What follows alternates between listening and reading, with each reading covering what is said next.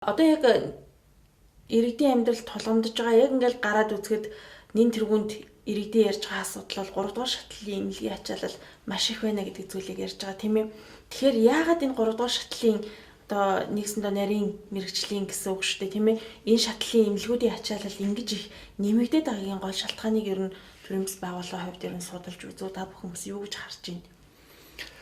Орон нутгаар эмнэлгийн тусламж үйлчилгээний хүртээмж судалгаа хийж хахад бол 2 3 дугаар 1 2 дугаар шатлалын эмнэлгүүд буюу орон нутгийн эмнэлэг дүүргийн нэгсэн эмнэлгүүд бол үнэндээ эрүүл мэндийн тухай хуулинд хязгаарлагдсан байт юм байна. Тусламж үйлчилгээ.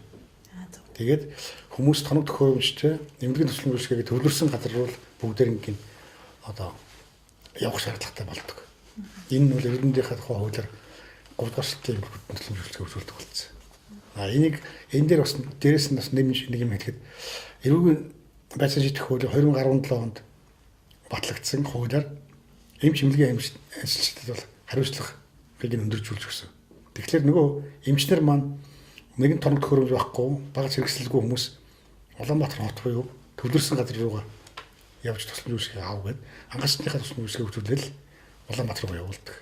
Энэ нь бол иргэдэд нэг тусламж үйлчилгээ хүрэхгүй ширэгдэлтэй байх нөхцөлийг үүсгэсэн. Энээсээ болж одоо иргэд бол эдийн засгийн эрсдэлд ордог, ядуурлал хүрдэг тийм нөхцөл нь бас шалтгаан байна.